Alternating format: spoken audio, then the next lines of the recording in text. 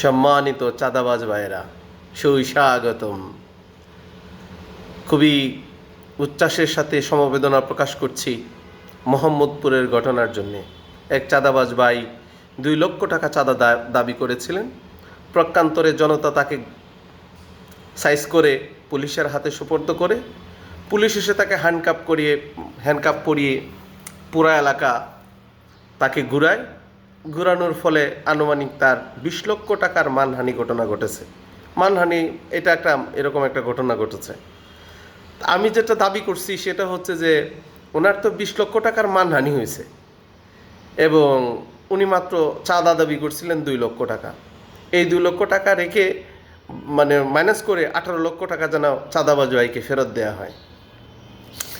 আরেকটা জিনিস বলতে চেষ্টা করব, সেটা হচ্ছে যে আমাদের সানভিজ ভাই তনি না তিনি কি জানি, চামড়ার ব্যবসা, সব কিছুর অন্তরালে কিছু থাকে না। কিছুদিন আগে দেখলাম যে উনি জিঞ্জিরের কাপড় আইনা পাকিস্তানি 3 পিস বলে বিক্রি করতেন। এজন্য ভুক্ত অধিকার আইসা তারে নাকি কত টাকা জরিমানা করছিল। যাই হোক, তারপরে আবার যিনি অভিযোগ করছিলেন তার সাথে নেগোসিয়েশন করে আবার শেষ পর্যন্ত যাই হোক একটা সমাধান হয়েছে। এই চামড়ার ব্যবসার টিকটক কিনা জানি না, মাঝে মাঝে রিলস চলে আসে না, তখন দেখতেছি উনি পড়তেছে লাল কালো এটা কি দেখা যায়, তো চামড়া ব্যবসায় উনি বলতেছে এটা ফিতা দেখা যায়। এই চামড়া ব্যবসাকে টিকিয়ে রাখার জন্যে কি কব, উনি তো নারী জাতির কলঙ্ক। উনি ক্যাপটা ঠিক করে নি, উনি চামড়া ব্যবসা টিকিয়ে রাখার জন্য উনি একটা দলকে নিষিদ্ধ চায়, যারা এবার প্রায় 77টার মতো সিট পেয়েছে জোটগতভাবে, 68টি সিট পেয়েছে এককভাবে। তাদেরকে উনি সংবাদ সম্মেলন করে তাদের নিষিদ্ধের দাবি জানাচ্ছে, তাদের নিবন্ধন বাতিল চাচ্ছে। কেন? চামড়ার ব্যবসা বন্ধ হয়ে যাবে এই জন্যে? হ্যাঁ, চামড়ার ব্যবসা তো আসলে এমন এক ব্যবসা, এই রোজা রমজানের দিন তবা আস্তাগফিরুল্লাহ, কিন্তু না বইলা পারতেছি না আর কি।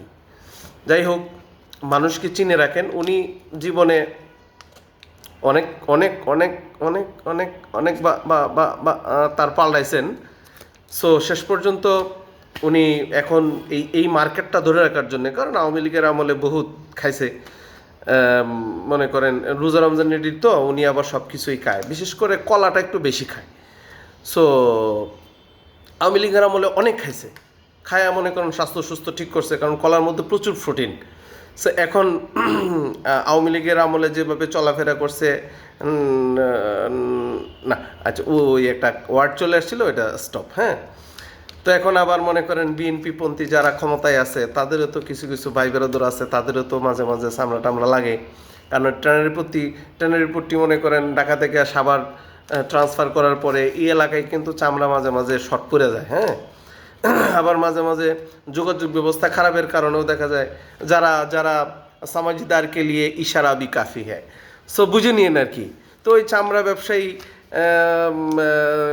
সানভিজ ভাই তুনি না তন্নি না তিন্নি জানি না, নামটা ভালো জানি না, সানভিজ ভাই এরপর একটু সমস্যা আছে, সম্ভবত তনি।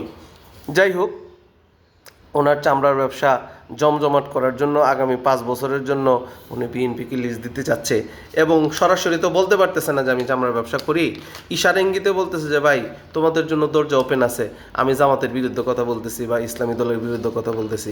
কারণ ওনারা যদি কোনোভাবে যদি অ্যাকশন শুরু করে আমার চামড়ার ব্যবসা থাকবে না, তাহলে আমি কেমনে কী করব। যাই হোক, এটা একটা দ্বিতীয় স্টেপ ছিল। তৃতীয় স্টেপ হচ্ছে যে আমার যারা বিএনপি নেতৃবৃন্দ ভাই, শীর্ষস্থানীয় নেতৃবৃন্দ আমার সাথে যারা অ্যাড আছেন, আপনাদেরকে অনুনয় বিনয় করে বলি, আপনাদের কিছু সংখ্যক মানুষের কারণে বিএনপির খুব বদনাম হচ্ছে। বিশেষ করে একটা জিনিস আমাকে খুব মর্মাহত করেছে, সেটা হচ্ছে রুমিন ফারহানা বিএনপির প্রোডাক্ট। রুমিন ফারহানার বাবা একজন ভাষা সৈনিক এবং লুতুপুতু না, একজন ভাষা সৈনিক, স্বীকৃত ভাষা সৈনিক।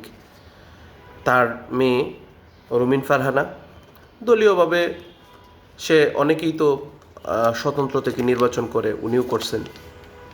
তার মতো একজন নেত্রী যিনি সংসদে বিএনপির দুর্দিনে বিএনপির পক্ষে গলা ফাটিয়েছেন, বেগম জিয়ার জন্য যুদ্ধ করেছেন, কথা বলেছেন, বিএনপির পক্ষে কথা বলেছেন, তাকে এভাবে হেনস্থা করাটা একদমই ঠিক হয়নি। কারণ 21শে ফেব্রুয়ারি এটা মাতৃভাষা দিবস। এই দিবসে যারা স্থানীয় এমপিরাই প্রথমে সাধারণত শহীদ মিনারে ফুল দিয়ে থাকেন, উনিও ফুল দেওয়ার জন্য গিয়েছিলেন, শ্রদ্ধা জানাতে গিয়েছিলেন। এইখানে তাকে এইভাবে হেনস্থা করা, ধাক্কাধাক্কি করা, তার ফুল ভেঙে ফেলা, ফুলের এটাকে ভেঙে ফেলা, এটা ঠিক হয়নি। সারা দেশে কিছু কিছু জায়গায় বিএনপির কিছু বিএনপির এরা, আমি মনে করি না এরা কর্মী বা এরা সত্যিকার অর্থে বিএনপিকে ভালোবাসে, আমি মনে করি না। এরা হয়তো এক ধরনের ওই কি বলে আগাছা বলা চলে। যাই হোক, অনেক কথা বললাম, সবার প্রতি শুভকামনা থাকলো এবং সবাইকে সতর্ক থাকার আহ্বান জানাচ্ছি। আসসালামু আলাইকুম রহমতুল্লাহ।